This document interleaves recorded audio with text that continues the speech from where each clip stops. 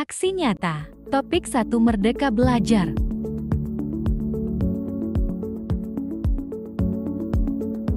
Modul Merdeka Belajar. Pertama, mengenali dan memahami diri sebagai pendidik. Kedua, mendidik dan mengajar. Ketiga, mendampingi murid dengan utuh dan menyeluruh. Keempat, mendidik dan melatih kecerdasan budi pekerti. Kelima, pendidikan yang mengantarkan keselamatan dan kebahagiaan. Modul pertama, mengenali dan memahami diri sebagai pendidik. Mengenali diri sebagai pendidik. Sebagai pendidik tentu sudah seharusnya mampu mengenali karakteristik dan kebutuhan murid. Akan tetapi hal yang paling mendasar juga harus dimulai dari diri sendiri, yaitu mengenali kekuatan dan kelemahan diri. Apa peran saya menjadi guru? Sebagai pendidik harus terus berinovasi dalam mengemban tugas. Harus terus mengembangkan diri baik teori-teori pembelajaran maupun praktik-praktik baik dalam pembelajaran. Ingin menjadi guru seperti apa? As guru secara umum adalah mendidik. Dalam operasionalisasinya, mendidik adalah rangkaian proses mengajar, memberikan dorongan, memuji, menghukum, membentuk contoh, dan membiasakan. Modul 2 Mendidik dan Mengajar. Mendidik menyeluruh. Kita percaya bahwa sekolah dan pendidikan merupakan bekal untuk murid kita mengisi masa depan. Pertanyaannya, apakah hal-hal yang kita lakukan setiap hari di ruang kelas bisa membantu murid mengisi masa depannya? Apakah praktik mengajar kita sudah cukup menyiapkan murid di masa depan?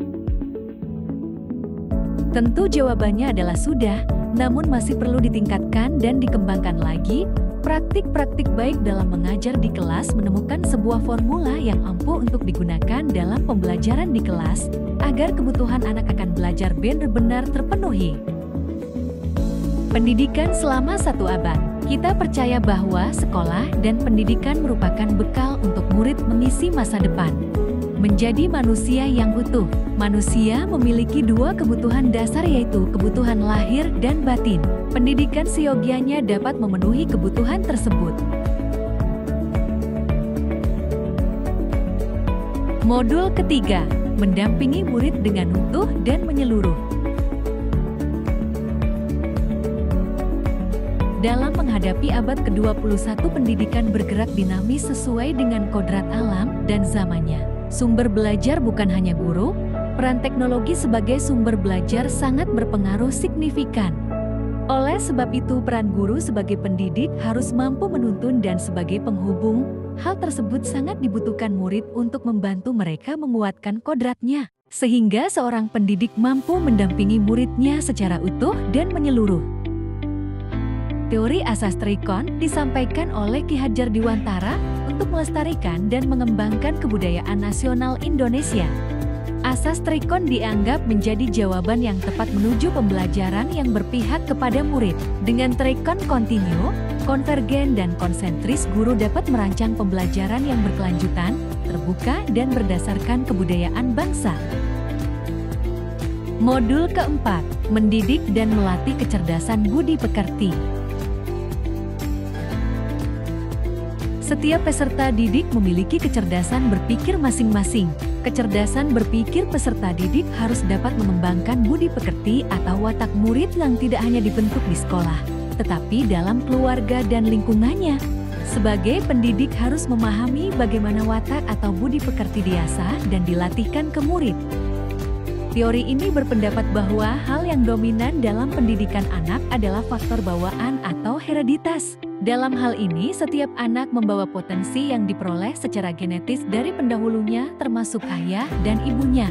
Fungsi pendidikan adalah mengembangkan potensi bawaan anak yang positif dan menyamarkan potensi bawaan anak yang negatif. Modul kelima, pendidik yang mengantarkan keselamatan dan kebahagiaan. Menurut Ki Hadjar Dewantara, seorang guru semestinya mampu menjadi pamong, mendidik dengan welas asih sesuai dengan pertumbuhan dan perkembangan si anak. Sistem pendidikan yang terbaik adalah yang mampu menumbuhkan disiplin dan pemahaman mengenai kesejatian hidup dari dalam diri siswa sendiri. Dalam sistem EMANG, guru memiliki 3 fungsi utama. Di depan, ia menjadi teladan atau contoh yang baik bagi para murid. Di tengah, menjadi pendorong atau pemberi semangat. dan di belakang mengamati kemajuan para murid. Sekian, salam bahagia untuk guru-guru hebat. Bila ada salah pengucapan pada materi ini, saya meminta maaf dan mohon kritik dan sarannya pada form umpan balik yang saya bagikan. Terima kasih.